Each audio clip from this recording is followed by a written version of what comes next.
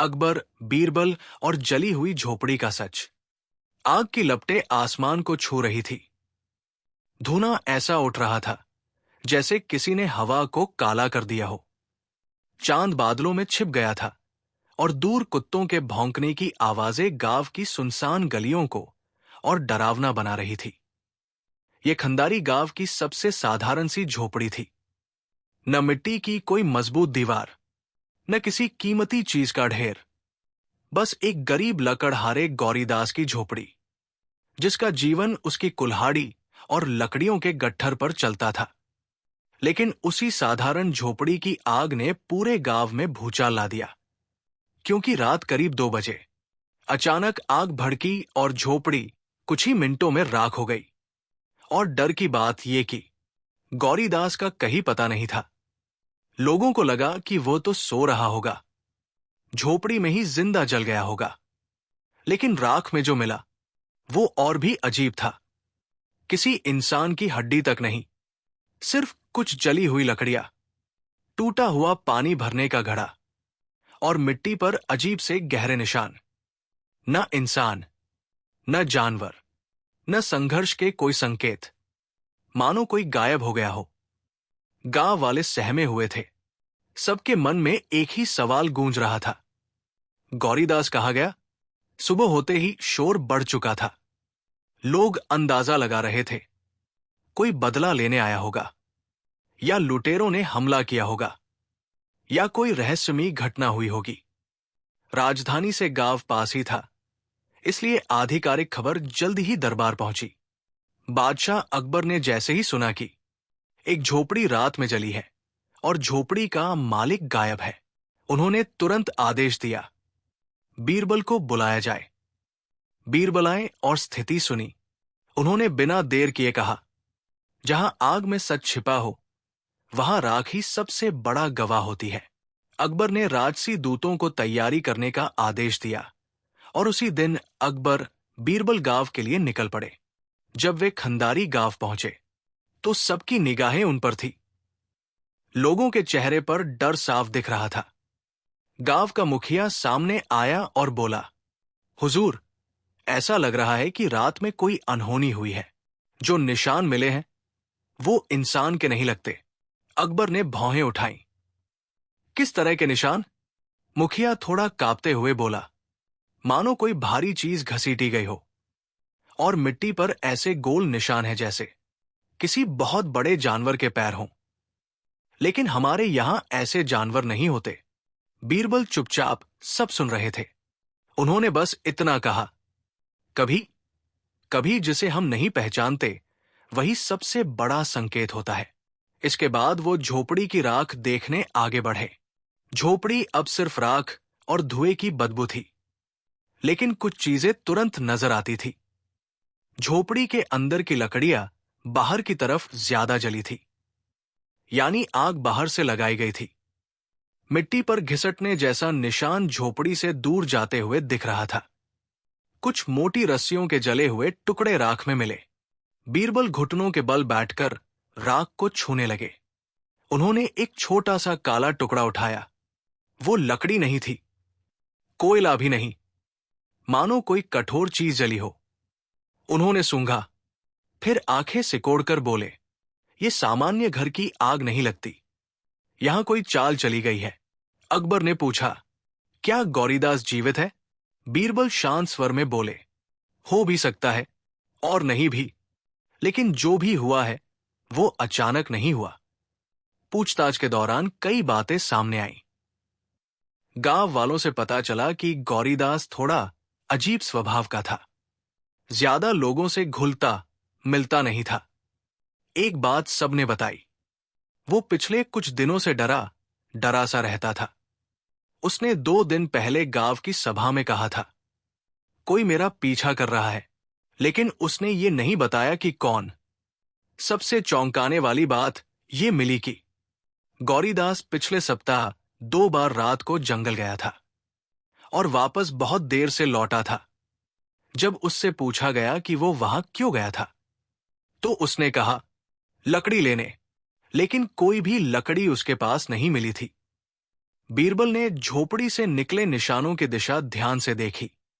घिसटने जैसे निशान गांव से उत्तर पूर्व दिशा में जा रहे थे, जंगल की तरफ। उन्होंने सिपाहियों से कहा, कदम कदम पर ध्यान देना, जितनी छोटी चीज दिखे उठा लेना। रास्ते में उन्हें कुछ खास चीजें मिली। झाड़ियों में फंसी कपड़े की जली हुई पट्टी। ये पट्टी किसी साधारण गरीब के कपड़े जैसी नहीं लगती थी।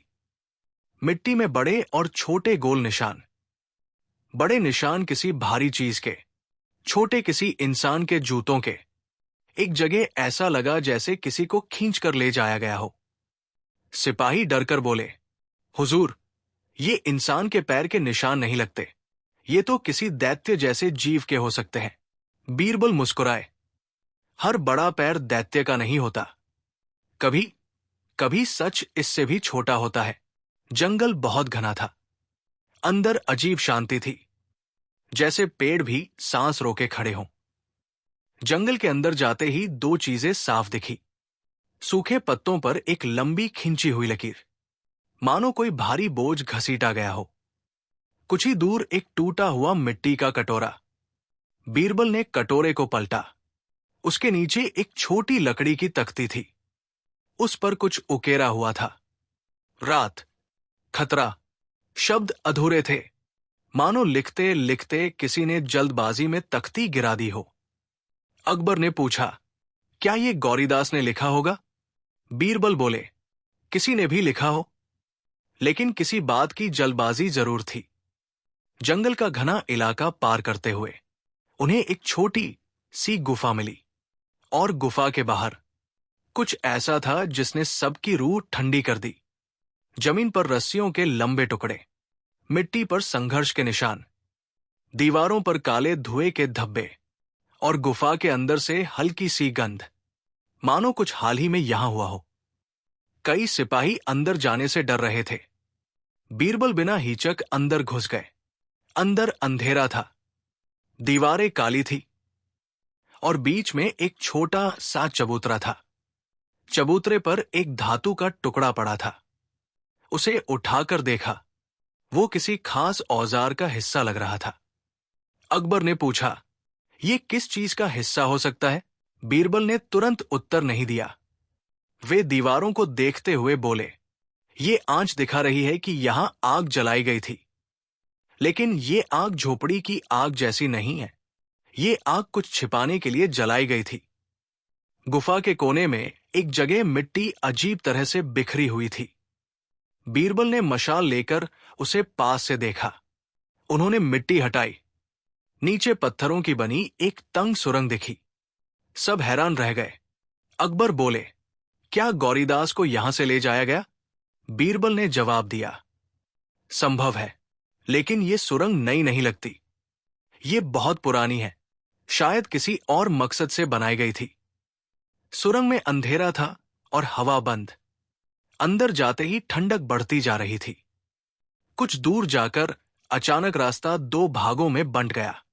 बीरबल थोड़ी देर सोचकर बोले, दोनों रास्ते दो अलग सच की तरफ जाते हैं। एक वहां ले जाएगा जहां गौरीदास हो सकता है, और दूसरा वहां ले जाएगा जहां यह रहस्य शुरू हुआ था। अकबर ने पूछा, कौन सा पहले चले? बीरबल ने जवाब दिया, जिसमें खतरा अधिक हो, वही सच के करीब ले जाएगा। खतरनाक लगने वाला रास्ता बाईं ओर था। वहां हवा और भी ठंडी थी। थोड़ा आगे चलने पर दीवारों पर अजीब निशान उकेरे मिले, कुछ गोल, कुछ सीधी रेखाएं, कुछ मानो खूंटी से खोदे गए हों। सिपाही डरकर बोले, ये तो किसी तांत्रिक जैसा लगता है। बीरबल ने शांत स्वर में कहा, सच हमेशा उतना जटिल नहीं होता जितना दिखता है। रास्ता गहरा और तंग होता जा रहा था। तभी सुरंग के बीचों बीच अचानक मिट्टी की जमीन पर खून का एक छोटा धब्बा मिला। सबके मन में एक ही सवाल उठा, क्या ये गौरीदास का खून था? लेकिन इसके अलावा कोई और निशान नहीं था। आगे जाकर रास्ता एक छोटे कमरे में खुला, और वहां दो चीजें देखकर सबकी सांसें रुक गई। कमरे के कोने में एक टूटी हुई कुल्हाड़ी, वही कुल्हाड़ी जैसी गौरीदास इस्तेमाल करता था। दीवार पर काली राख से एक वाक्य लिखा था, जिस पर भरोसा किया वही दुश्मन निकला। अकबर स्तब्ध रह गए। इसका मतलब किसी ने उसे धोखा दिया? बीरबल बोले, हर बात बोलती नहीं, कुछ बातें लिख जाती है। अब उन्होंने सुरंग का दूसरा रास्ता चुना। यह रास्ता थोड़ा चौड़ा था और हवा में धुएं की हल्की गंध थी। कुछ दूर जाकर एक छोटी सी जगह मिली, जहां मिट्टी उखड़ी हुई थी, और वहां पड़ा था एक भारी लोहे का चिमटा, पिघला हुआ मोम और बड़ी बड़ी बोरियों के जले हुए धागे। ये देखकर बीरबल ने धीमे स्वर में कहा, ये आग, ये चोरी, ये अचानक गायब होना, ये सब किसी साधारण आदमी के बस की बात नहीं है। अकबर ने पूछा, तो क्या ये सिर्फ एक झोपड़ी की आग नहीं थी? बीरबल बोले, नहीं, ये किसी बहुत बड़े राज का हिस्सा है। पूरी जांच के बाद एक अजीब बात सामने आई। कोई भी निशान ऐसा नहीं था जो ये साबित करे कि गौरीदास ने अपनी झोपड़ी खुद जलाई। कोई निशान ऐसा भी नहीं था कि वो मर गया हो, और कोई निशान ऐसा भी नहीं था कि उसे किसी जानवर ने उठाया। लेकिन कुछ सुराग ऐसे थे जो गौरीदास की ओर नहीं, बल्कि किसी और की ओर इशारा करते थे। बीरबल ने सुरंग के आखिरी हिस्से में एक छिपी हुई छोटी थैली पाई। उसमें था कुछ चांदी के सिक्के, महल के स्टोर का चिन्ह लगी छोटी मोहर और एक छोटा नोट। काम पूरा होते ही बाकी रकम दोगुनी देना। अकबर चौंक गए। ये तो हमारे राजकोष की मोहर है। बीरबल ने गंभीर होकर कहा, इस मामले की जड़ गांव में नहीं, महल के अंदर कहीं छिपी है। सुरंग के अंत में मिट्टी की दीवार थी, लेकिन पास जाने पर हल्की हल्की आवाजें सुनाई दे रही थी, जैसे कोई सांस ले रहा हो। सिपाहियों ने डरकर पूछा, क्या अंदर कोई है? बीरबल ने दीवार पर कान लगाया। आवाज बहुत धीमी थी और अजीब ही, नहीं आदमी की तरह, नहीं जानवर की तरह, मानो दो आवाजें एक साथ निकल रही हों। अकबर ने कहा, दीवार तोड़ी जाए। जैसे ही पहला घूंसा दीवार पर लगा, अंदर की आवाज अचानक बंद हो गई, और तभी अंदर से बेहद डरावनी खरोंचने की आवाज आई, जैसे कोई भागने की कोशिश कर रहा हो। सिपाहियों ने 2 कदम पीछे हटकर तलवारें तान ली, लेकिन बीरबल ने हाथ उठाकर सबको रोका। उन्होंने ध्यान से सुना, फिर धीमे से बोले, ये आवाज इंसान की नहीं है, लेकिन ये इंसान द्वारा पैदा की गई है। अकबर हैरान, क्या मतलब? बीरबल ने बोला, इस दीवार के पीछे जो है वो इस जली हुई झोपड़ी की असली वजह है। दीवार तोड़वाई गई, लेकिन अंदर कुछ नहीं था, बस एक बहुत लंबा, बहुत घुमावदार खाली रास्ता, जो और भी अंधेरे में जाता था। न कोई आदमी, न कोई जानवर, न कोई औजार। अकबर ने आश्चर्य से पूछा, फिर आवाज कहां से आई?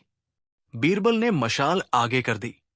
अंधेरे में दीवारों पर जलने के निशान थे, और जमीन पर कुछ धूल मिट्टी में। ऐसा लगा मानो कोई कुछ देर पहले ही इस रास्ते से भागकर आगे निकल गया हो। गांव लौटते हुए अकबर और बीरबल दोनों चुप थे।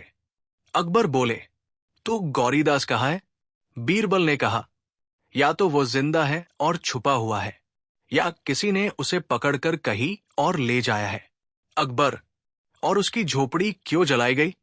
बीरबल, क्योंकि उसने कुछ देख लिया था, कुछ ऐसा जो बहुत बड़े लोग छुपाना चाहते थे। अकबर, क्या उसने महल के किसी अधिकारी की चोरी पकड़ी थी? बीरबल, संभव है, शायद उसकी झोपड़ी इसलिए जलाई गई कि वो सबको बता न सके। अकबर, लेकिन वो खुद कहाँ गया? बीरबल मुस्कुराए, ये कहानी अभी खत्म नहीं हुई है, बादशाह सलामत। असली अपराधी अभी पकड़ा नहीं गया, और गौरीदास भी कहीं न कहीं है। सच अभी भी जंगल में, उन सुरंगों में छिपा है। उन्होंने राख की ओर देखते हुए धीरे से कहा, कभी कभी एक जली हुई झोपड़ी। बहुत बड़े तूफान की शुरुआत होती है। रात के बाद भी खंडारी गांव में सनसनी कायम थी, लोग अब भी उस आग और गायब हुए गौरीदास की बात करते थे। बादशाह अकबर ने दरबार से कुछ और अधिकारियों को भेजा और ऐलान किया कि इस मामले की पूरी तह तक जाने के आदेश दिए जा रहे हैं। पर सच तो जंगल और सुरंगों में छुपा था, और वही सच अब धीरे धीरे बाहर आने लगा था। अकबर ने बीरबल से कहा, तुम्हें गांव के हर व्यक्ति से पूछताछ करनी होगी। किसी भी छोटी बात को हल्के में मत लो। बीरबल ने सिर हिलाया। उनका तरीका हमेशा का अलग था। वे सीधे लोगों के दिल से बात करते थे, शक और दोहराव के साथ नहीं। उन्होंने गांव के अलग अलग लोगों से बातें की, लकड़हारे, मशहूर, हलवाई, बाजार वाले, और वे जो गौरीदास को जानते थे। हर किसी ने कुछ न कुछ बताया, पर कोई भी बात पूरी नहीं बनी। एक बूढ़े चरवाहे ने कहा, गौरीदास 2 हफ्ते पहले अकेले नदी किनारे गया था। वो बहुत देर तक बैठा रहा। जब लोग पास गए तो उसने कुछ नहीं बताया, पर उसके हाथ कांप रहे थे। एक औरत ने फुसफुसाकर कहा, वो एक अजनबी से डरता था। पर वो अजनबी कौन था, मैं नहीं जानती। किसी ने बताया कि गौरीदास ने हाल में एक पुराना ढेर उखाड़ा था और कुछ अजीब टुकड़े वहां से मिले थे। कुछ मीठे पत्थर जैसे सिक्के और एक पतला कागज जो जलकर उससे अलगसा दिखता था। बीरबल ने एक एक सुराग को लेकर उसे जोड़ने की कोशिश की। वे जानते थे कि यह मामला सामान्य चोरी या झगड़े जैसा नहीं था। इसमें कुछ बड़ा था, और वो बड़ा महल से जुड़ा हुआ था। अकबर ने महल के 3 विश्वसनीय अधिकारियों को बुलाया, दरबारी खजांची, एक वरिष्ठ मंत्री और महल का एक पुराना नौकर जो कई सालों से राजगद्दी के आसपास रहा था। बीन बीन करके पूछताछ करने पर एक पुराने दस्तावेज की बात सामने आई। वो दस्तावेज राजकोष से कुछ रकम हटाने के संदर्भ में था, पर तारीखें और हस्ताक्षर संदिग्ध थे। बीरबल ने कहा, यह दस्तावेज सिर्फ दिखावा है। असली चीज तो मोहर और उसके पीछे की कहानी है। किसी ने मोहर का नकल किया है या चोरी की मोहर का इस्तेमाल करके कुछ छुपाया गया है। अकबर चौंक गए। मोहर चुराई गई? किसने कहा? हमने सुरंग में जो थैली पाई उसमें वही मोहर थी। बीरबल ने शांत स्वर में कहा, यह साधारण चीज नहीं है। इसे महल के चोर उठा सकते हैं, पर ऐसा करते समय उन पर नजर रखना भी जरूरी होता है। अकबर ने एक योजना बनाई। उन्होंने महल के कुछ हिस्सों की गुप्त जांच का आदेश दिया। बीरबल खुद कुछ लोगों के साथ महल में घुसने के लिए तैयार होने लगे, पर वे खुले तौर पर नहीं जा सके। किसी को जासूस बनकर अंदर जाना होगा, किसी को चुपचाप। इसी बीच गांव के ही एक बच्चे ने बेतुका सा सुराग दे दिया। वो बच्चा खेलते खेलते जंगल से लौटा और बोला कि उसने कुछ अजीब चीज देखी थी। जंगल के उस रास्ते के पास जहां सुरंग निकली थी, एक पुराना चारपाई का बांचा हुआ निशान मिला था। चारपाई के नीचे कुछ कागज और एक छोटा तांबे का सिक्का पड़ा था। कागज आंशिक रूप से जल चुका था, पर उस पर कुछ संक्षिप्त रेखाएं अभी भी दिख रही थी, जैसे किसी ने किसी नक्शे की शुरुआत कर दी हो। बीरबल ने वो कागज लिया और ध्यान से देखा। वहां कुछ शब्द बचे थे जिन्हें जोड़कर पढ़ने का प्रयास किया गया। शब्द थे स्टोर, आधा, कल। शब्द अधूरे थे, पर उनसे यह तय था कि कोई योजना थी, कोई सौदा हुआ होगा और कुछ रकम रखी गई होगी।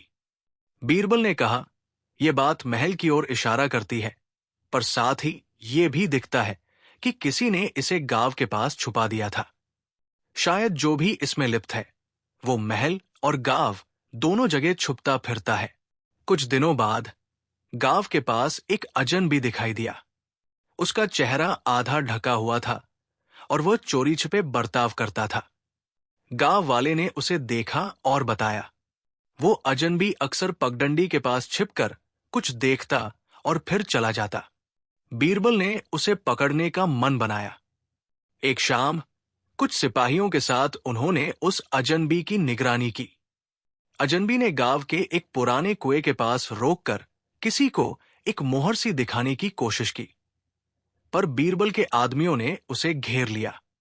अकबर से मिलाकर पूछताछ की गई। अजनबी हिल गया और बोला, मैं बस एक साधारण कर्मचारी हूं। नाम मेरा रघुनाथ है। मैंने महल के कुछ दस्तावेज उठाए थे पर मैंने कुछ भी नहीं किया। मैं डर गया और छुप गया। बीरबल ने उसकी आंखों में झांका और देखा कि वो झूठ बोल रहा है।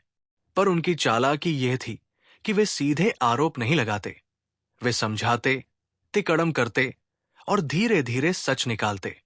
रघुनाथ ने अंततः कबूल किया कि वो महल के एक मध्यम दर्जे के अधिकारी का आदमी था, जिसे पैसे लेने और गायब करने का काम सौंपा गया था। उसने कहा कि उसे किसी ने एक थैली दी थी और कहा गया था कि वो उसे जंगल में एक जगह छुपा दे। क्यों? बीरबल ने पूछा। रघुनाथ ने आंखें झपकाई। मुझे नहीं पता, पर मुझे एक निशान मिला था। मोहर जैसी छपी हुई कुछ, और कुछ पुरानी बोरियां थी। ये बात सुनकर बीरबल की शंका और बढ़ी। महल के कुछ लोगों का हाथ इसमें था, पर कौन और किस मकसद से? बरहुकुम के आदेश के बाद बीन बीन में कुछ ऐसे चेहरे सामने आए जो पहले तो सम्मानित लगते थे पर अब शक की नजर से देखे जाने लगे। सबसे अजीब बात यह थी कि महल में हाल ही में कुछ स्टॉक बढ़ाए गए थे। खाने का सामान, कच्चा माल और कुछ दुर्लभ चीजें जिन्हें आम तौर पर स्टोर में रखा ही नहीं जाता। बीरबल ने महसूस किया कि कोई महल के सामानों को चोरी करके गांव या आसपास छुपा रहा है। पर क्यों और किसके लिए? क्या यह सादा तस्करी है या किसी बड़े षड्यंत्र की शुरुआत? उन दिनों एक और खबर आई। महल के एक अनुभवी निपटान अधिकारी की अचानक छुट्टी हो गई। वो अधिकारी बहुत विश्वसनीय माना जाता था, पर उसकी अचानक गैर मौजूदगी ने शक को और बढ़ा दिया। क्या वही कोई कड़ी है? बीरबल ने कहा। जहां पर भरोसा टूटता है, वही सवाल शुरू होते हैं। गांव में गुजरते समय बीरबल और उनके साथियों को लोगों की आंखों में डर और उम्मीद दोनों मिले। लोग चाहते थे कि सच निकले, पर वे ये भी जानते थे कि सच निकालते समय कई निर्दोषों पर भी शक पड़ सकता था। बीरबल ने गांव के कुछ लोगों का भरोसा जीतना शुरू किया। उन्होंने कुछ युवकों से कहा कि वे जंगल के पत्तों में छुप कर देखें। किसी को पकड़ने से पहले पूरी तरह पूछताछ करें। उन्होंने सिपाहियों को कहा कि किसी भी व्यक्ति को सीधे नहीं मारपीट करना। इसी बीच महल से एक संदेश आया। एक गुप्त बैठक की सूचना मिली थी, जहां कुछ उच्च पदस्थ लोग मिले थे। बीरबल ने अंदर से किसी को भेजने की योजना बनाई। एक पुराने नौकर को एक रात वो दस्तावेज चोरी करके लेने भेजा गया और वो लौटा एक जले हुए चिट्ठे के साथ, जो उसने महल की एक पुरानी रसद कक्ष से निकाला था। चिट्ठे पर कुछ अंकित थे, एक नाम, एक तारीख और एक जगह। नाम और तारीख पर कोई मोहर नहीं थी, पर पास के शब्दों ने संकेत दिया कि कुछ समाज जैसा काम चल रहा है। समाज? अकबर ने पूछा। नहीं, बिल्कुल स्पष्ट नहीं, पर यह संकेत करता है कि कई लोग मिलीभगत में हैं, बीरबल ने कहा। और जो काम किया जा रहा है वो सिर्फ धन नहीं है। यहां कुछ और भी है, कुछ सामान जो किसी के लिए कीमती है। बीरबल ने जांच के दौरान एक और बात नोट की। महल से जंगल तक कुछ समय के लिए एक पुरानी गाड़ी आई थी, जो अब बंद हो चुकी थी। गाड़ी पर कुछ निशान थे, ऐसे निशान जो पुराने चिमनियों से मिलते थे और जो अक्सर कच्चे हीरे या जड़ी बूटियां ले जाने वाले वाहनों पर होते हैं। ये तक कि कुछ रातों पहले गांव के पास एक अजीब बोरिया रखी दिखी थी। बोरियों में कुछ कठोर टुकड़े थे, जिनके ऊपर अजीब तरह की मोहर लगी थी। वही मोहर जो सुरंग से मिली थैली में थी। ये मोहर महल की थी। बीरबल ने कहा, अब बात साफ दिखने लगी है। महल के भीतर कुछ लोग अपनी चोरी महल के बाहर छुपा रहे हैं, पर सवाल यह है कि वे किसके लिए छुपा रहे हैं। रघुनाथ के बताने पर गांव के एक बूढ़े राजमिस्त्री के घर में खंगालना शुरू हुआ। बूढ़े मिस्त्री के घर से एक नक्शा मिला। उस नक्शे पर महल, कुछ पुरानी राहें और जंगल में एक छोटा आकार लिखा हुआ था, कोठरी। नक्शे पर कुछ संकेत थे, एक छोटा चिन्ह जहां बोरियां छुपाई जा सकती थी। बीरबल ने नक्शे को देखा और कहा, यह नक्शा किसी ने बनाकर कोई छिपाने की योजना को समझाकर छोड़ा होगा। वो व्यक्ति भूल गया कि नक्शे की एक प्रति गांव के किसी को दिखाई पड़ जाएगी।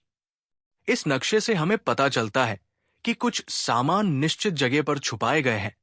पर किसके लिए? अकबर ने कहा, हमें जंगल के उस हिस्से की जांच करनी चाहिए जहां नक्शा संकेत देता है। बीरबल ने तुरंत अपने कुछ भरोसेमंद जवानों के साथ उस जगह की ओर रुख किया। निर्देशित स्थान पर पहुंचने पर वे एक पुरानी ढहती सी कोठरी मिले। कोठरी के भीतर अजीब साजो सामान था, कुछ लकड़ियां, जले हुए तार और कुछ पैकेज। पर असली आश्चर्य तब हुआ जब उन्होंने एक छोटी सी लकड़ी की पेटी खोली। उसमें ड्राइंग से बना हुआ डायरी जैसा कुछ मिला। डायरी में किसी ने छोटी छोटी रेखाओं में लिखा था, जब आग लगेगी तब मैं भाग जाऊंगा, जब पैसे आ जाएंगे तब काम पूरा होगा। पन्नों के बीच कुछ नाम भी थे, कुछ गांव के और कुछ महल के। डायरी का लेखन ऊंची और नशीले शब्दों से भरा था, जैसे कोई बहुत ही गुप्त काम कर रहा हो। बीरबल ने महसूस किया कि यह डायरी किसी दल की थी, एक कठिन और सुनियोजित दल की, जिसने महल की सामानों को छिपाकर कहीं भेजना था। पर किसके लिए और क्यों गौरीदास के पास इसकी जानकारी आ गई? क्या गौरीदास ने गलती से ये सब देख लिया था? जैसे जैसे सुराग जुड़े, वैसे वैसे बीरबल की शंका और गहरी होने लगी। एक बात अब स्पष्ट थी, गौरीदास ने कुछ देखा था जो शायद किसी बड़े व्यक्ति की चोरी या षड्यंत्र को उजागर कर देता। उसी वजह से उसकी झोपड़ी जलाई गई ताकि वो तौलिए न दे सके। पर गौरीदास का अतीत भी कुछ छुपा रहा था। वो कुछ दिनों पहले राजकोष के निकट किसी बंदरगाह पर गया था और किसी से मिला था। बीरबल ने महल के पुराने नौकरों से फिर पूछताछ की। एक नौकर ने धीरे से कहा, कुछ लोग महल के अंदर रात में मिलते हैं। वे कुछ बोरियां ले जाते और वापस आते हैं। मैंने अक्सर उन्हें बाहर जाते देखा है। ये सुनकर अकबर का चेहरा सख्त हो गया। यदि महल के अंदर के लोग इसमें लिप्त हैं, तो ये सिर्फ चोरी नहीं, ये विश्वासघात है। बीरबल ने कहा, हमें सावधानी से आगे बढ़ना होगा। अब हम सीधे किसी के ऊपर आरोप नहीं लगा सकते। जो भी इस नेटवर्क का अगला सदस्य है, वो किसी भी क्षण अपनी चाल चल सकता है। एक रात जब बीरबल अपने कुछ भरोसेमंद साथियों के साथ उस कोठरी के पास पहरा दे रहे थे, अचानक 4-5 सवारी वाले लोग आए। वे तेजी से चले और कोठरी की ओर बढ़े। वहां कुछ लड़ाई हुई। बीरबल और उनके साथियों ने साहस दिखाया, पर उन लोगों की संख्या और सूझबूझ ने सबको चौंका दिया। लड़ाई के बाद बचे हुए लोगों ने भागकर जंगल की ओर दूर तक छिपने की कोशिश की। पर बीन-बीन करने पर एक चौंकाने वाली बात मिली। उन लोगों के बूटों पर वही मोहर थी जो महल की थैली में मिली थी, यानी हमला महल से जुड़े लोगों ने ही किया था। बीरबल ने कहा, यह स्पष्ट संकेत है कि कोई अंदरूनी मदद से हमारे कदमों की जानकारी पा रहा था। अब प्रतिद्वंदी ये भी जान गया होगा कि हम निशान ढूंढ रहे हैं। अकबर ने महल के कुछ करीबी लोगों की निगरानी तेज कर दी। धीरे धीरे कुछ चेहरे उजागर होने लगे।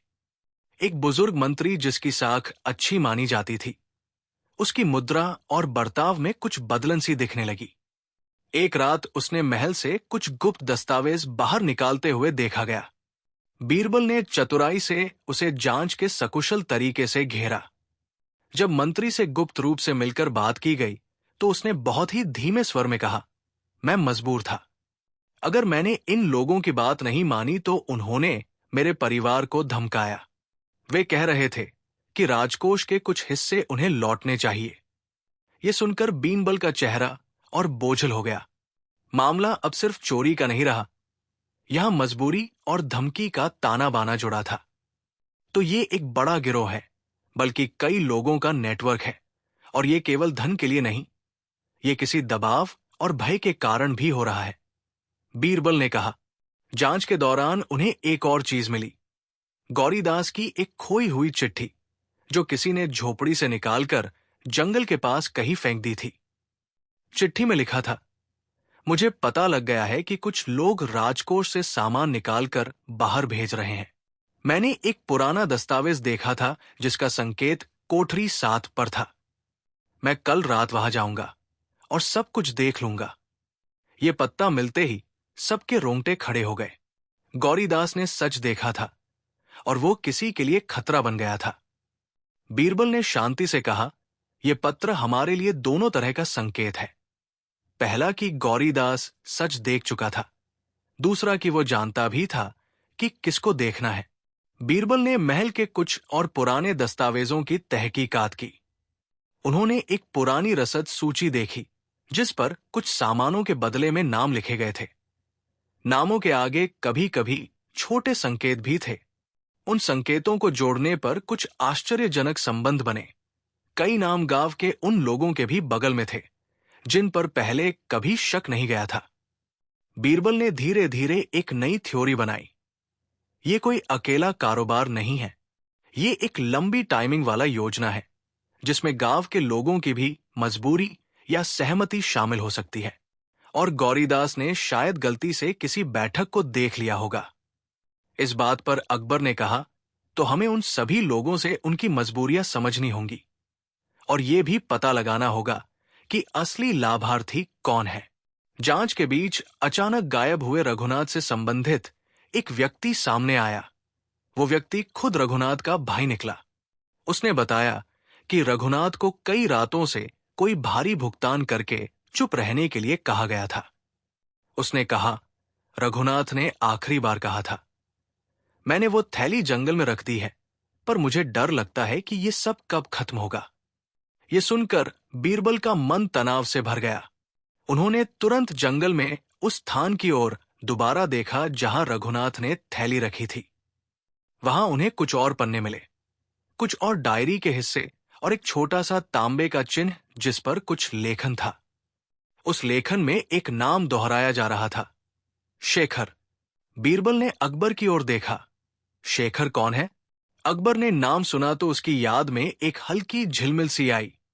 शेखर महल के एक पुराने चपरासी का बेटा था। वो कभी महल में छोटे मोटे काम करता था, पर उसका नाम कभी किसी बड़े काम में नहीं आया। बीरबल ने शेखर का पीछा करने का निर्णय लिया। शेखर की चाल ढाल और दोस्तों की संगति कुछ संदिग्ध थी। कुछ दिनों की जांच के बाद एक युवा गवाह सामने आया जिसने बताया कि शेखर अक्सर रात में किसी सुनसान घर में मिलता था और उसके हाथ में वही मोहर कई बार दिखाई दी थी। जब शेखर को पकड़ा गया, उसने डर के मारे कई बातें कबूल की, पर उससे बड़ी बात ये निकली कि वह किसी बड़े आदमी के दबाव में काम कर रहा था। उसने कहा कि उसे कुछ लोगों ने कहा था कि इस काम से तुम्हारे परिवार की जरूरतें पूरी होंगी। शेखर ने स्वीकार किया कि उसने कुछ थैलियां महल से बाहर निकालकर गांव के पास छुपाई थी, पर उसने दावा किया कि उसने कभी आग लगाई नहीं और गौरीदास को कुछ नहीं कहा था। जैसे जैसे सब बातें सामने आने लगी, कुछ बातें साफ हुई। महल का कुछ सामान चोरी किया जा रहा था, कुछ लोग धमकी में फंसे हुए थे और कुछ लोग खुद फायदे की तलब में। पर गौरीदास का असली अंजाम अभी भी प्रश्न में था। क्या वो मर गया, भाग गया या कहीं छुपा हुआ था? बीरबल ने कहा, हमने कई लोगों को पकड़ा और कई संकेत मिल गए, पर अभी सबसे बड़ा सवाल यह है, किसने झोपड़ी में आग लगाई और क्यों? अकबर ने मन ही मन सोचा कि शायद किसी ने गौरीदास की खबर छुपाने के लिए झोपड़ी जलाई, पर फिर भी कुछ चीजें उस व्याख्या में फिट नहीं बैठती थी। जितना संकट बढ़ता गया, मजबूत सवाल और भी उभरते चले गए। एक रात जब पूरा गांव धीमासा सो रहा था, अचानक दूर से एक तरफ से धीमी सी आवाज आई। वो आवाज किसी के बोलने जैसी नहीं थी, पर एक मानव जैसा स्वर उसमें था। लोग जाग गए और डर के मारे बाहर निकले। आवाज जंगल की ओर से आती दिखी। बीरबल और कुछ सिपाही आवाज के स्रोत की ओर चले। वहां एक छिपा हुआ रास्ता मिला, जिसमें से किसी ने कुछ चीजें घसीटते हुए निकलने की नन्ही सी आहट छोड़ी थी। आवाज थोड़ी सी कमकश कर रही थी। ऐसा लगा मानो कोई जोर जोर से कुछ कह रहा हो, पर शब्द अधूरे रह जाते हों। जब बीरबल ने उस अंधेरे हिस्से में मशाल डाली तो उन्होंने देखा एक परछाई दीवार की तरफ बढ़कर छुप गई। उस परछाई में एक इंसानी चाल भी थी, पर कोई चेहरा नहीं दिखाई दिया। जैसे ही मशाल और पास गई, परछाई ने तेजी से भागना शुरू किया। सिपाहियों ने पीछा किया, पर परछाई छोटे छोटे गड्ढों में खो गई और गायब हो गई। ये घटना हर किसी के दिल में और डर भर गई। गौरीदास साबित था कि किसी न किसी तरह उस रात जिंदा था, या कम से कम कुछ नजरों के सामने आया था। अगले कुछ दिनों में बीन बीन और बढ़ी। महल का एक और मुखिया पकड़ा गया, पर उसने भागने से पहले बहुत सारा सबूत नष्ट कर दिया था। बोरियों के कुछ अवशेष मिले, पर उनमें से कुछ का पता नहीं चला। ये संकेत देता था कि कुछ और जगहों पर भी सामान छुपा हुआ था। बीरबल ने धीरे धीरे रूपरेखा बनानी शुरू की। एक छोटी सी डोर जो महल से गांव तक बहती थी, वो किसी बाहरी दल के हाथ में थी। वो दल बड़े पैमाने पर महल के सामान को बाहर भेज रहा था, ताकि वे किसी और ज्यादा शक्तिशाली को सौंप सके। पर बीन बीन अभी भी ये नहीं बता पा रही थी कि असली लाभार्थी कौन है। कुछ हफ्तों की मेहनत के बाद, अनगिनत पूछताछ, छापेमारी और लड़ाइयों के बावजूद कुछ बातें अभी भी अस्पष्ट थी। गौरीदास का अंत, झोपड़ी क्यों जली, और आखिर महल की मोहर कहां पहुंची। बीरबल ने अखबारों की तरह डायरी के पन्नों, नक्शों और गवाहों के बयानों को जोड़ा और बोला, सच का एक बड़ा टुकड़ा हमारे पास है, पर बीच का सबसे अहम टुकड़ा अभी खोया हुआ है। अकबर ने कहा, तो असली अपराधी अभी भी छिपा हुआ है? बीरबल मुस्कुराए, पर उनकी आंखों में गंभीरता थी। हां, और वो अपराधी इतना समझदार है कि उसने किसी के सामने खुद को नहीं छोड़ा। वो हमारे पास आने वाला नहीं है। हमें उसे पकड़ने के लिए उसकी चाल को समझना होगा। अचानक खबर आई कि महल की एक और पैकेज गायब है, पर यह पैकेज कोई सामान नहीं। एक छोटी सी लकड़ी की पेटी थी, जिस पर किसी अनौपचारिक चिन्ह लगा था। पेटी में क्या था, इस बात का पता किसी को नहीं था, पर सारे दस्तावेजों की सूची में वो पेटी एक खास जगह पर दर्ज थी। कोठरी 7 के पास रखी गई कड़ी। बीरबल ने कहा, यह वही कड़ी है जिसकी वजह से लोग मर्यादा की हद पार कर रहे हैं। किसी को ये पड़ी हासिल करनी है, और वो किसी भी सूरत में उसे हासिल करने का प्रयास कर रहा है। फिर एक शाम, जब चांद हल्का सा था और हवा में सर्दी घुली थी, बीन बीन को एक और संकेत मिला। एक बूढ़ा साधु गांव के पास आता पाया गया। उसके पास एक पुराना तख्ता था, जिस पर कुछ आकृतियां उकेरी हुई थी। साधु ने बीन बीन से कहा, मैं यहां गुजर रहा था और मैंने सुना कि कोई सच ढूंढ रहा है। मैंने एक आवाज सुनी, एक आदमी की, जो कह रहा था, मैंने पाया, पर मैं कह नहीं सकता। यह सुनकर सबके दिल में एक आशा की लौ जली। कौन था वह आदमी? किसने कहा कि वो पाया पर नहीं बता सकता? क्या वह किसी डर या कसम के कारण चुप था, या शायद वह किसी ऐसे तथ्य को छुपा रहा था जो किसी को चोट पहुंचा सकता था? बीरबल ने साधु की आंखों में देखा और धीरे से कहा, हमें इस आदमी को ढूंढना होगा, और जिस चीज को उसने पाया है वही हमारे बीच का सबसे बड़ा टुकड़ा हो सकती है। जंगल की उस डरावनी आवाज के बाद गांव फिर बेचैन हो गया। लोगों को लगा कि शायद गौरीदास जिंदा है, या फिर कोई ऐसा इंसान है जिसे इस राज का पूरा सच पता है।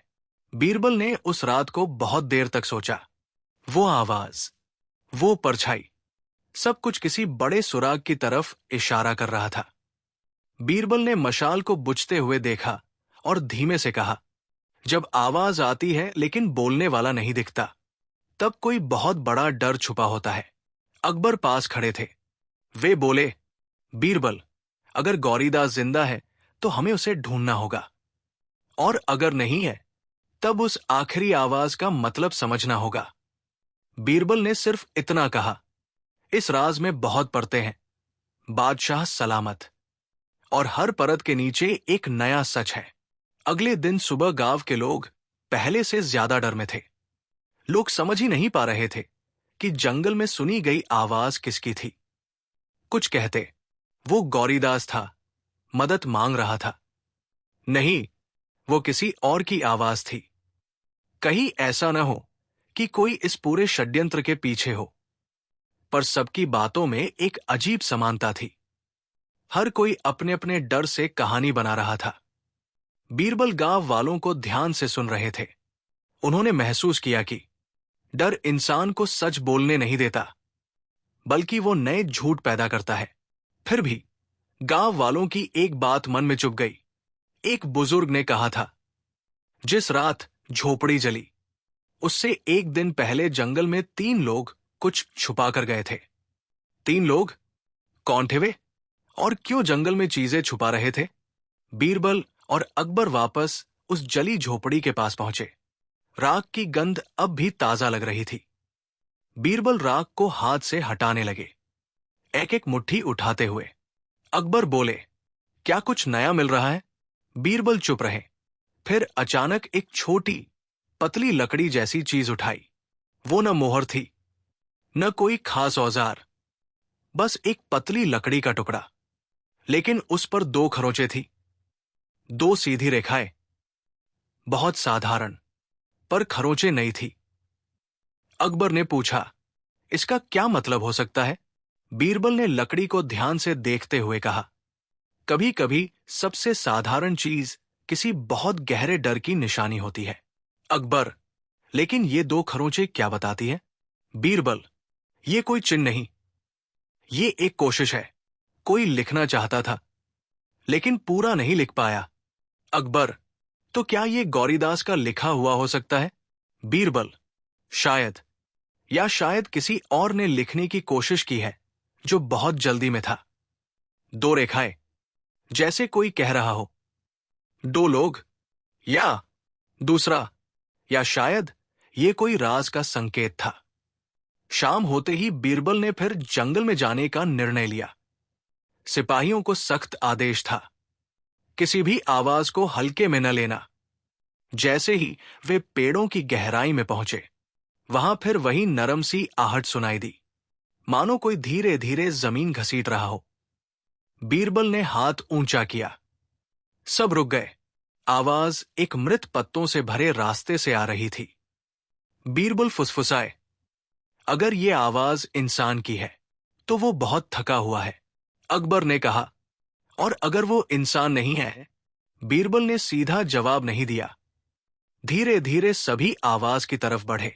जैसे ही वे पास पहुंचे, आवाज अचानक बंद हो गई। सबने तलवारें निकाल ली। कुछ कदम आगे बढ़ते ही एक अजीब दृश्य दिखा। पत्तों के बीच एक मिट्टी का छोटा घड़ा पड़ा था। घड़ा टूटा हुआ था, उसके भीतर सूखे खून की कुछ बूंदें थी। अकबर, ये किसका खून हो सकता है? बीरबल, जो भी आवाज कर रहा था, वो यहां था, पर अब चला गया। लेकिन जमीन पर एक चौंकाने वाला निशान था, मानो कोई हाथ के बल घसीटा गया हो। घड़े के पास से ही मिट्टी पर एक पतला रास्ता बना था, जो सीधे उसी सुरंग की ओर जा रहा था, जिसका रास्ता पहले मिला था। अकबर, तो क्या जो आवाज थी वो सुरंग में गई? बीरबल, या सुरंग से बाहर आई? दोनों ही बातें संभव है।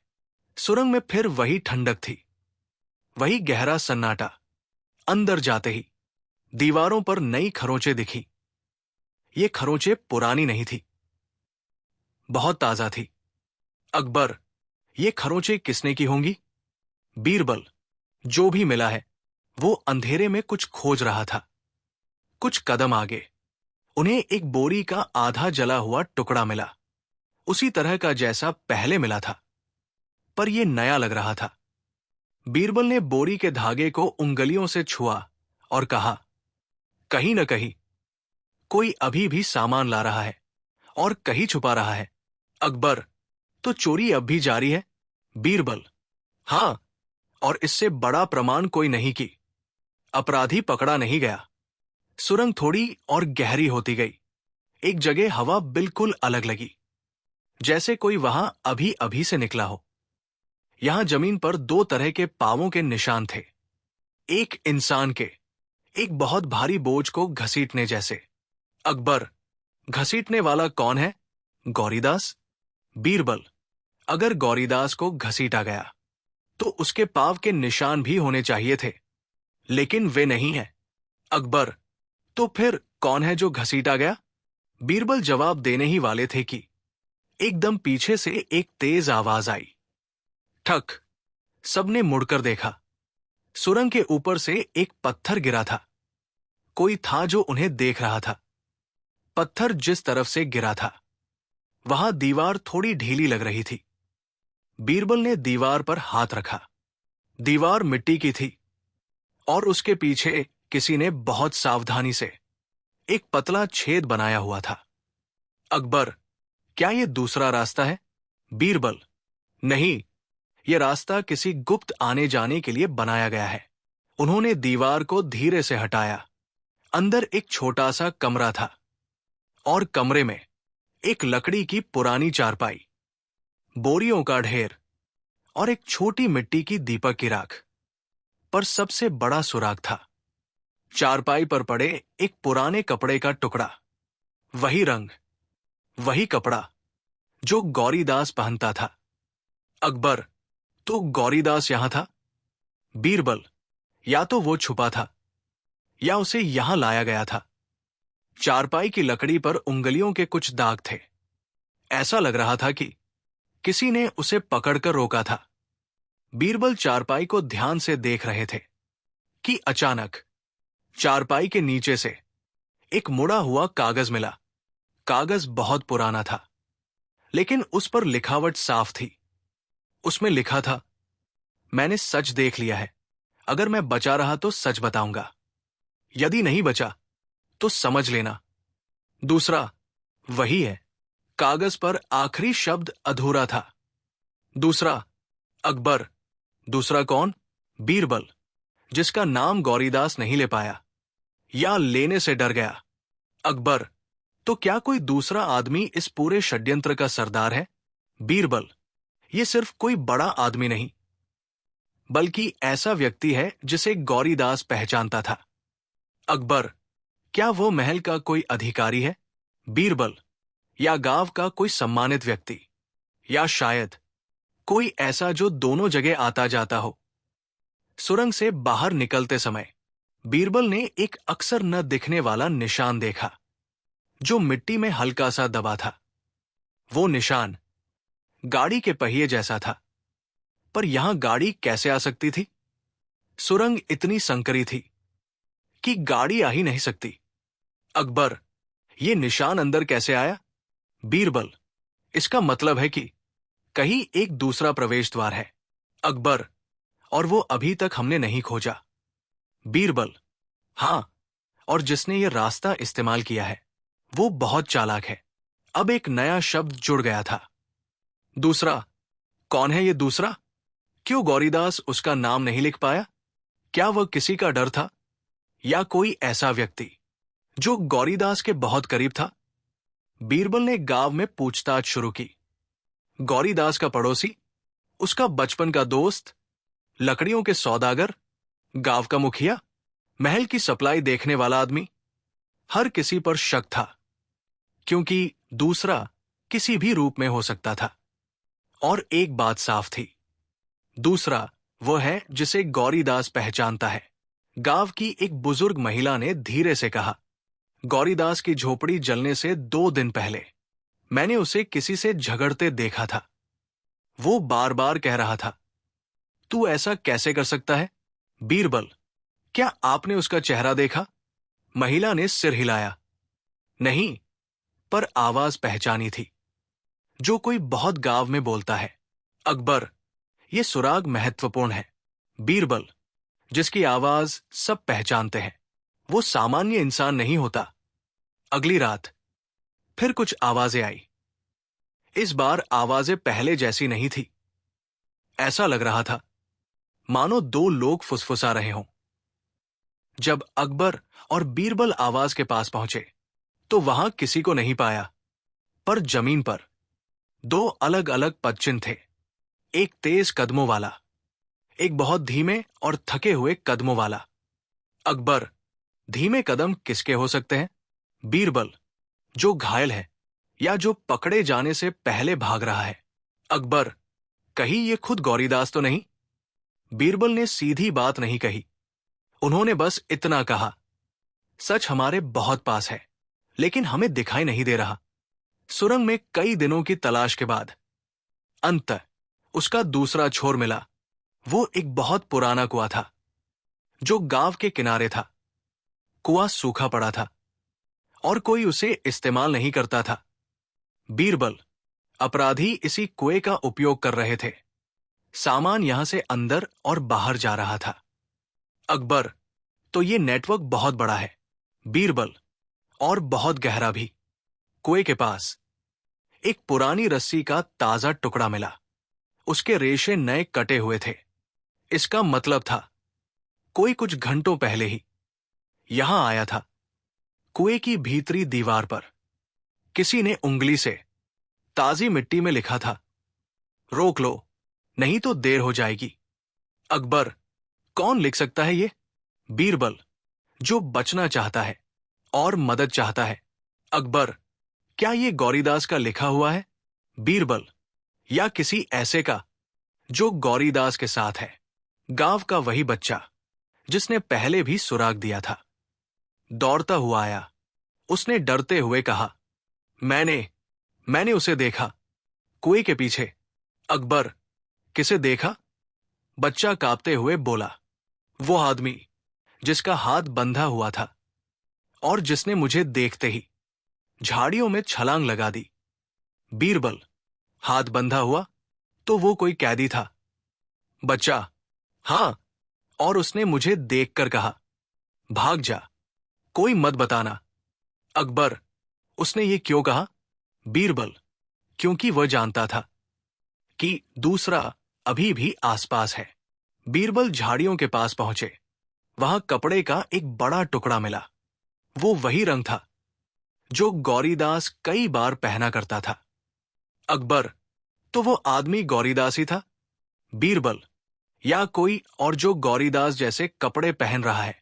अकबर, लेकिन हाथ बंधा हुआ क्यों? बीरबल, क्योंकि वो भाग रहा था, किसी से बचने के लिए।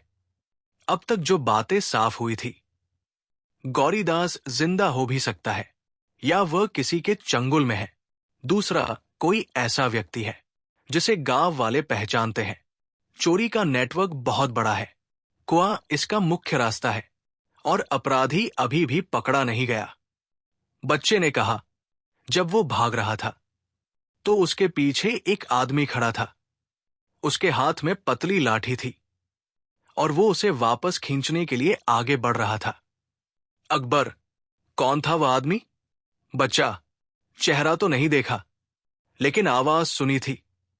सभी शांति से सुनने लगे। बच्चा बोला, वो कह रहा था, तू नहीं बचेगा, सच बाहर नहीं जाएगा। बिरबल और अकबर दोनों चुप हो गए। ये बात साफ थी कि अपराधी बहुत नजदीक है और वो गौरीदास को जिंदा नहीं छोड़ना चाहता, लेकिन वे अभी उसका चेहरा नहीं जानते थे। बीरबल ने धीरे से कहा, हमें उस आवाज वाले व्यक्ति को ढूंढना होगा। वही दूसरा है। अंधेरा पूरी तरह छा चुका था।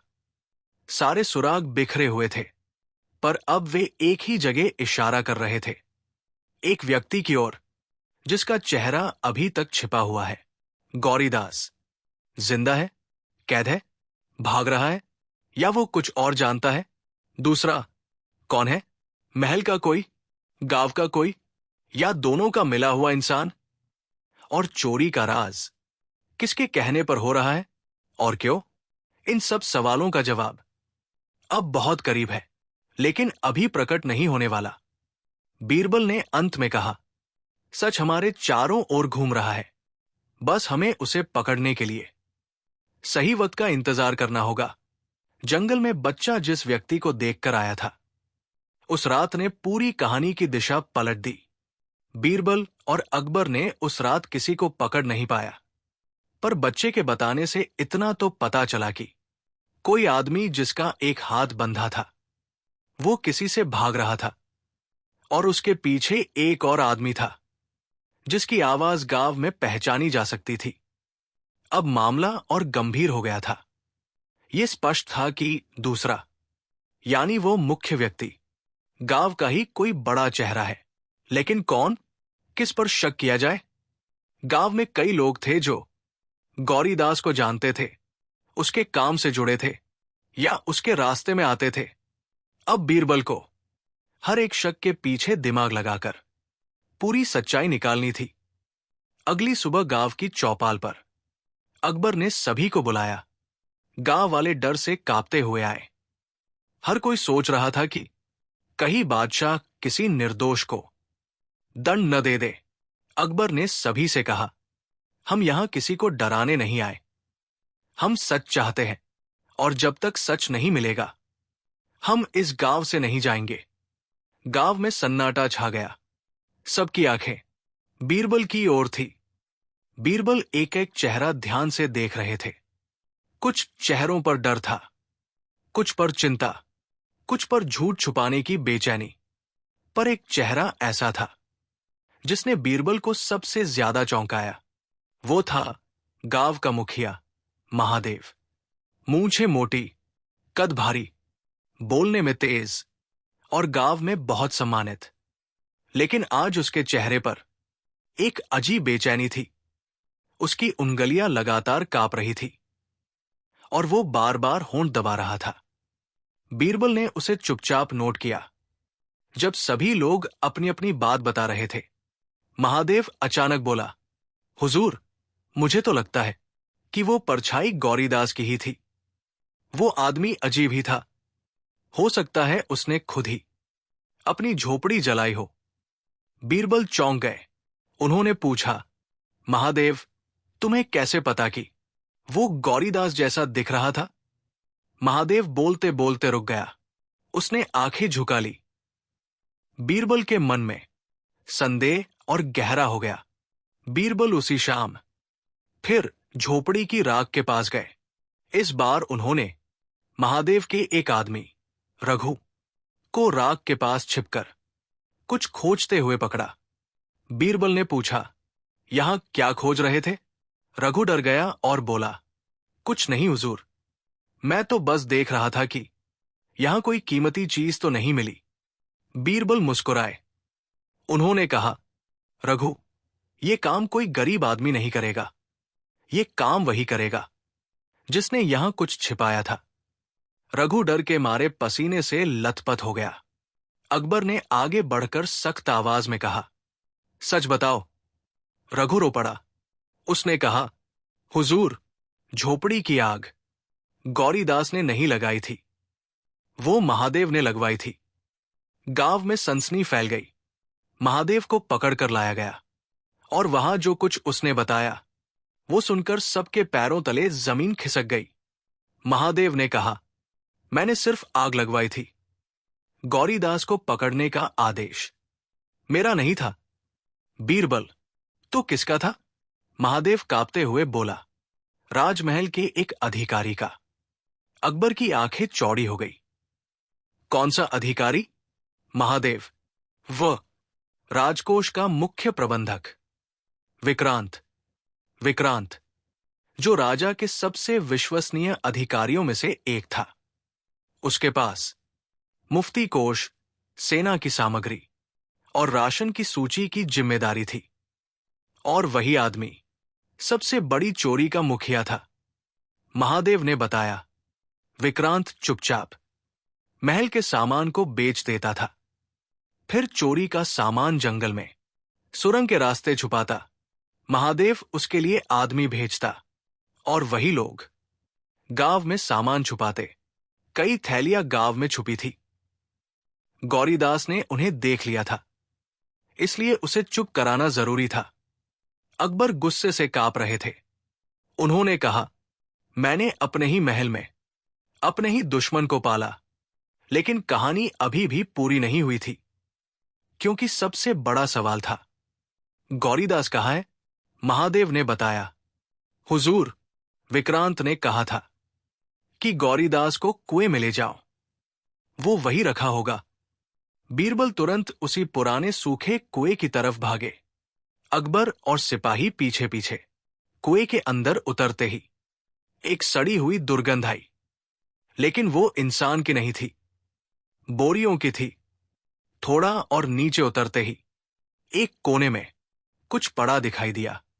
वो था एक आदमी का शरीर नहीं, बल्कि एक आदमी। वो बुरी तरह घायल था, चेहरा सूजा हुआ, हाथ बंधा हुआ। अकबर चिल्लाए, गौरीदास। गौरीदास की आंखें धीरे धीरे खुली। वो किसी टूटे हुए शब्द की तरह आवाज निकालता हुआ बोला, धन्यवाद, आप पहुंच गए। बीरबल ने उसका हाथ पकड़ा। किसने किया ये? गौरीदास कांपते हुए बोला, विक्रांत। उसने कहा, सच बाहर आया तो पूरा महल डूब जाएगा। गौरीदास ने सारी बात बताई। कुछ महीने पहले वो लकड़ी लेने जंगल गया था। वहां उसने देखा कि विक्रांत के आदमी महल की मोहर लगे बोरे लाकर सुरंग में छुपा रहे हैं। उसे देख लिया गया, उसे धमकाया गया। फिर एक दिन विक्रांत के आदमी उसके घर आए और उसे पकड़कर ले गए। झोपड़ी को जला दिया गया ताकि सबको लगे कि गौरीदास मर गया। लेकिन असली चीज थी विक्रांत के पास। महल के गुप्त रास्तों के पुराने नक्शे थे।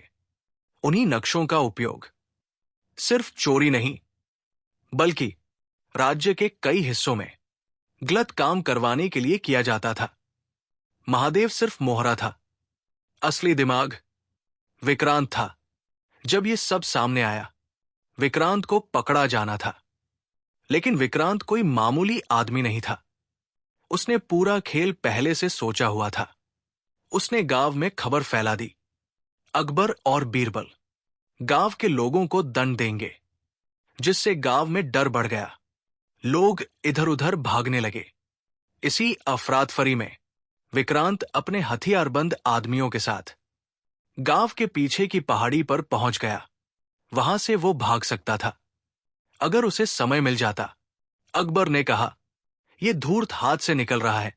बीरबल ने शांत स्वर में कहा, अभी नहीं, हम उसे वही पकड़ेंगे जहां वह सबसे सुरक्षित समझता है। बीरबल ने विक्रांत की चाल को पहचान लिया था। उन्होंने सिपाहियों को दो दलों में बांटा। एक दल सीधा पहाड़ी पर, दूसरा दल पीछे से घूमकर। विक्रांत को लगा कि वो जीत गया है। उसने हंसते हुए कहा, बादशाह को लग रहा होगा कि मैं पकड़ा जाऊंगा, पर मैं हमेशा बच जाता हूं। लेकिन तभी बीरबल उसके पीछे प्रकट हुए। बीरबल बोले, तुम्हारा बचना झूठ की वजह से था और तुम्हारा पकड़ा जाना उन सचों की वजह से है जिन्हें तुमने छुपाया था। विक्रांत चिल्लाया, मुझे मत छुओ, मैं सब जानता हूं। अगर मैंने मुंह खोला तो अकबर दहाड़े, तुम्हारी जुबान अब राज्य का फैसला तय नहीं करेगी। सच पहले ही बाहर आ चुका है। विक्रांत ने भागने की कोशिश की, लेकिन सिपाहियों ने उसे पकड़ लिया। अब अंतिम सवाल बचा था। दूसरा कौन था? वो शब्द कागज पर लिखा था। गौरीदास ने बताया, दूसरा महादेव का आदमी नहीं था, वो विक्रांत भी नहीं था। अकबर और बीरबल दोनों चौंक गए। तो कौन? गौरीदास ने कहा, दूसरा राजकोष का सहायक रघुनाथ। हां, रघुनाथ ही वो व्यक्ति था जो चोरी की योजना को आगे बढ़ाता था, सामान की सूची बदलता था, बोरियां भेजता था और गौरीदास को पकड़वाने में सबसे आगे था। विक्रांत दिमाग था, रघुनाथ हाथ था। अब हर हिस्सा एक साथ जुड़ गया। झोपड़ी जलाना, सुरंगे, चोरी, महादेव का सहयोग, रघुनाथ का असली चेहरा, विक्रांत की योजना, गौरीदास का अपहरण और जंगल की आवाजें, सब सामने आ गया। अकबर ने आदेश दिया, विक्रांत, रघुनाथ और सभी अपराधियों को राज्य की कठोर सजा दी जाए। महादेव को भी दंड मिला क्योंकि उसने गांव को डराया और आपराधिक सहयोग किया। गौरीदास पूरी तरह ठीक होने लगा। गांव के लोग उसे सम्मान देने लगे। अकबर ने उसके लिए नई और मजबूत झोपड़ी बनवाई और उसे पुरस्कार भी दिया। बीरबल को सबने सराहा। गांव ने एक बार फिर सांस ली